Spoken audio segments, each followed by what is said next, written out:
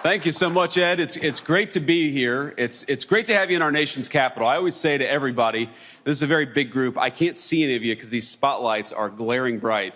The person who runs these spotlights, Ed, must be a Democrat because I cannot see a single person in that crowd.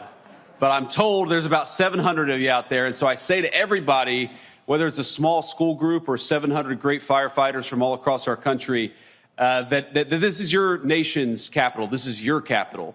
Your tax dollars built these beautiful monuments and museums, and I know you got a lot of work to do while you're here in Washington, but I hope each and every one of you gets to enjoy this beautiful city, especially as the weather turns really nice here in Washington, D.C. Now, the one bad thing about the weather is when it starts to get warm, you know, as a politician, we're gearing up for political campaign season. And I'm probably as sick of politics as you all are, so that's the one downside. But I hope you enjoy this beautiful spring weather and enjoy your nation's capital while you're here. We're thrilled to have you. And I just want to say thank you so much to Ed and to the entire team at the International Association of Firefighters. Ed Kelly has been a great advocate for you and for firefighters all across the United States of America. In fact, when we met backstage very briefly, we talked a little bit about some of the great legislative accomplishments of the Trump administration, and we'll talk a bit about that here in a second. But then the second half of the conversation was Ed trying to shake me down even more. He was trying to think, what else can we get out of this administration? And I love that. I love a guy who fights for his people. I love a firefighter who knows he stands for and represents firefighters. And I hope all of you know that we're going to work with you over the next few years to continue to solve the problems that exist for our firefighting community. One of the things that a lot of you know about this administration and hopefully appreciate about this administration, but I'm going to make my pitch here, is that we have been unique among Republicans in that we haven't turned away organized labor. We have tried to find ways to work with organized labor. Not that we're always going to agree, but another great Bostonian, Sean O'Brien, the head of the Teamsters Union, we found ways to work together to serve working people. And there is no group of people that is harder working and more important for our community than our firefighters. And so thank you all for being here, and thank you for honoring me by inviting me to give you a few remarks today.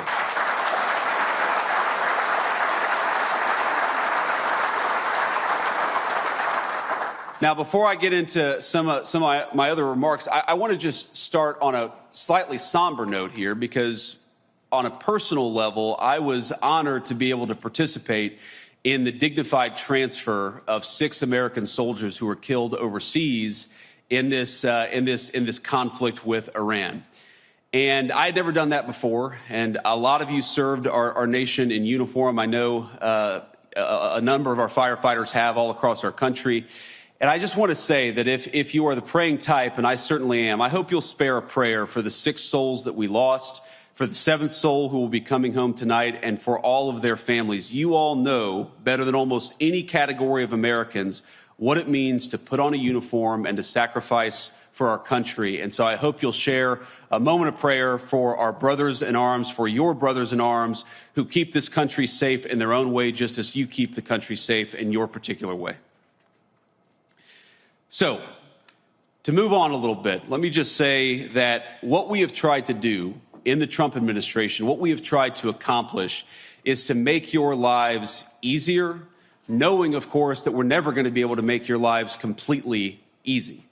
You guys have some of the hardest jobs that exist anywhere in the United States of America, and you represent thousands and thousands of firefighters all across the United States of America who make it possible for our communities to be safe, who make it possible for our communities to run smoothly, who make it possible for a kid to be able to call 911 if they have to and know that a man or a woman who is professional, who is competent, and who is caring is going to show up when we need them.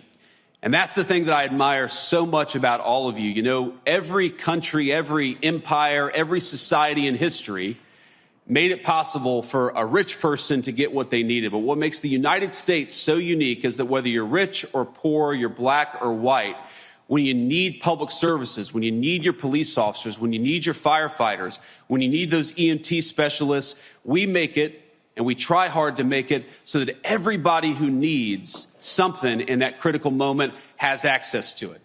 Everybody deserves public safety, not just rich people. Every person deserves to know that if, God forbid, their house catches on fire, there's going to be somebody with water there to put it out, not just the powerful.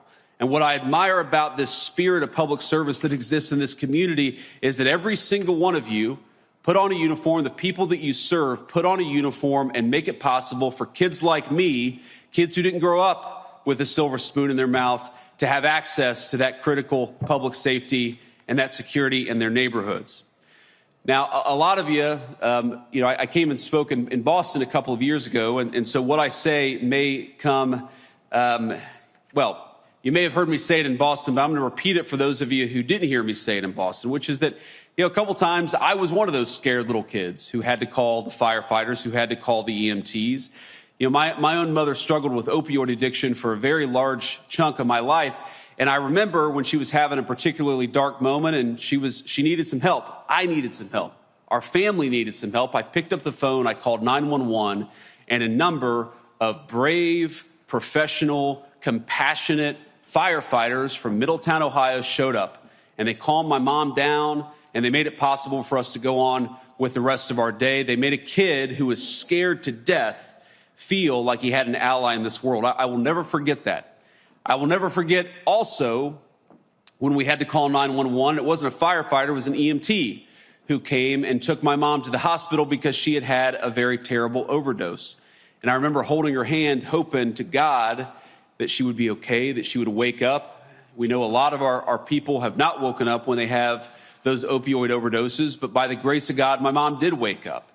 And by the way, she's now been clean and sober for north of 11 years. We celebrated her 10-year sobriety. Thank you.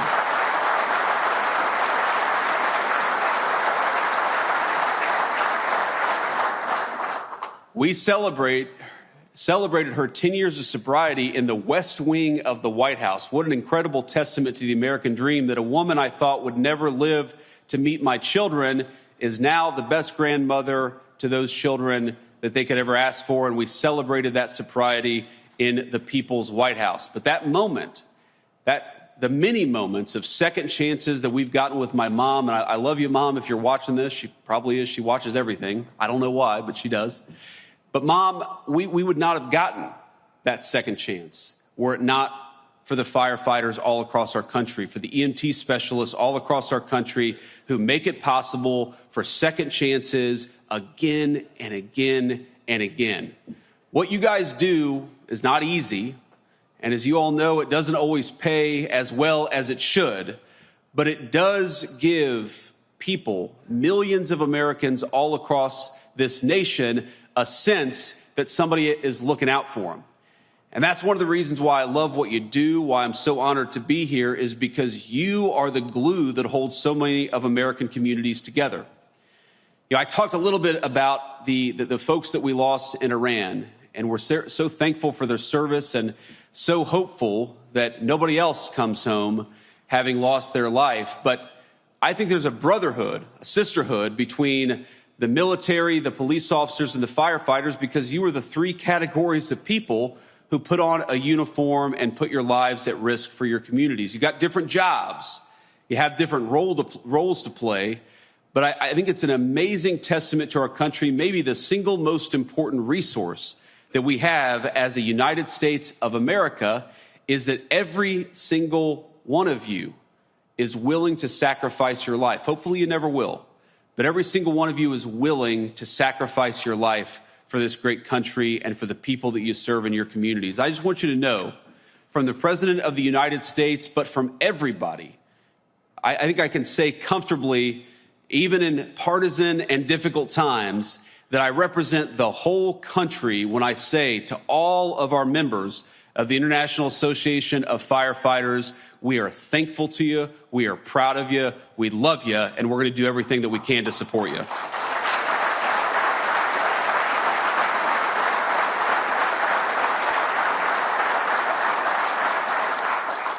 Now, let me talk just a little bit about what it means to really support you, because I think it's important. It's of course important that the vice president stand up here and say how grateful he is, and I certainly am.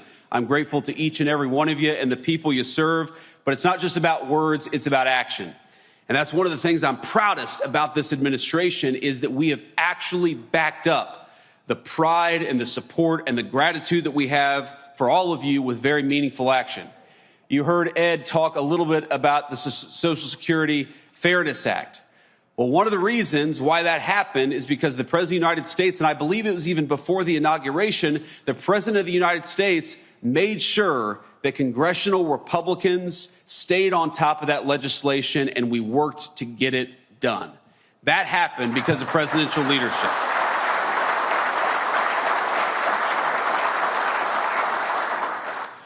Do you think Joe Biden was making those phone calls, ladies and gentlemen? I just got to say, I don't think so. Sorry, I got a little partisan there.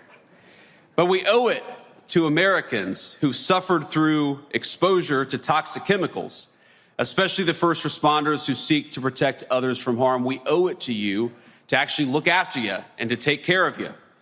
In that vein, one of the first pieces of legislation I ever worked on was the Railway Safety Act. And I'll never forget your support in making that act a possibility. We actually got it, by the way, into the most recent transportation package. I'm sure Ed and all of you will use your very able lobbying and persuasion tactics to make sure that that legislation actually becomes law. Because here's the thing. When I met the firefighters who dealt with that terrible train derailment in East Palestine, one of the things that I picked up is, they weren't angry. They weren't mad.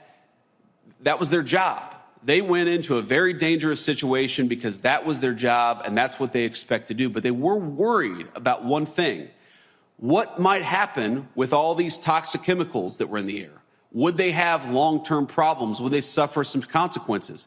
And one of the things that Secretary Kennedy and I worked on is making sure that we are studying the long-term effects of toxic chemical exposure in East Palestine. We appropriated millions of dollars, and trust me, when I was a senator, I worked to get that money from the last administration just to understand the effects of toxic chemical exposure over time. And we didn't have that until this administration came along and Secretary Kennedy made it a priority, because we want you all to know, if God forbid you run into harm's way, what are the consequences going to be to you over the long haul? And importantly, what are the kinds of medical treatments that you're going to need if you're in that situation to make sure that the sacrifice that you make in the line of duty doesn't become more than it has to be? Those are the kinds of tangible steps that we are trying to take. Now, we know that President Kelly and President Trump, we all have our own presidents, my friends. He was a huge proponent, and I'm glad for this, of the Honoring Our Fallen Heroes Act. Now, that was critically important legislation that you all know President Trump signed into law just a few months ago. Now, as Ed can tell you, this law extends legal benefits for firefighters and first responders who pass away from cancers caused by exposure in the line of duty. Now, when one of you becomes ill or, God forbid, loses your life because of cancer that was developed in the line of duty, their families are entitled to federal benefits that they earned. It's a big one.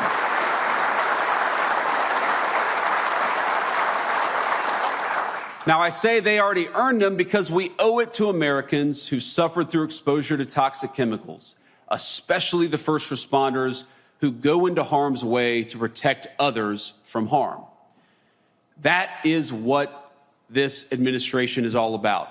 Making sure that the Social Security system treats you fairly, making sure that you get the benefits, or if God forbid you pass away, your families get the benefits that you deserve, making sure that we take care of the people who take care of us.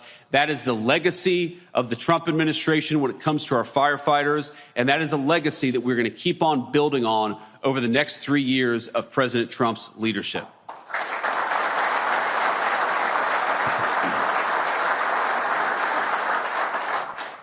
Now, I want to close with a very simple point. This is an administration that is fighting first and foremost for working men and women. I talked about that a little bit at the beginning. We're especially fighting for working men and women who serve the public interest, and that's what all of you do. When I was a little kid, I wanted to be a United States Marine. Some kids want to be doctors. Other kids want to be teachers. Some want to be astronauts, but it's, as you know, a lot of little kids all across our country, they want to be firefighters.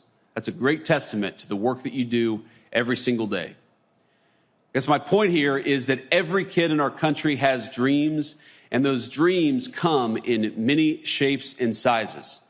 And what I want most of all is for your service and your sacrifice to be rewarded by all of us living in a country where you don't have to be rich or lucky to obtain the American dream. You just got to have a little grit, a little determination, and a lot of hard work. I want all of us, your kids and mine, to live in safe neighborhoods. I want us to send our kids to good schools. I want our families to not have to live paycheck to paycheck. And that's why our administration is fighting for all the policies that we've been fighting for, from the low crime to reversing the inflation of the Biden years, because we want every single person in our community to be able to live a good life. What is the work of all of you, of our firefighters and our EMTs, if it's not to ensure that every kid has an opportunity to live in safety and security? You do your part every single day, and I'm proud of you for it. But that means that we've got to honor your service by doing our part here in Washington, D.C.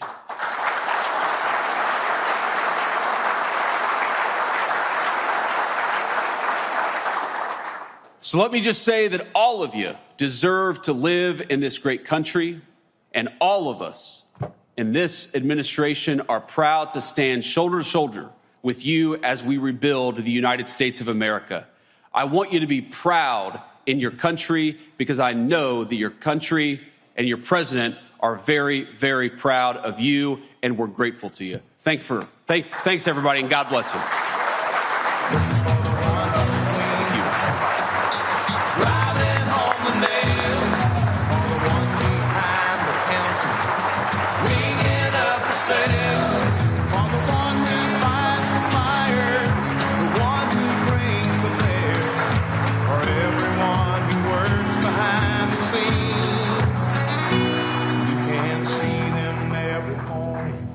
In the factories and the fields, in the city streets and the quiet country towns, working together like spokes inside a wheel.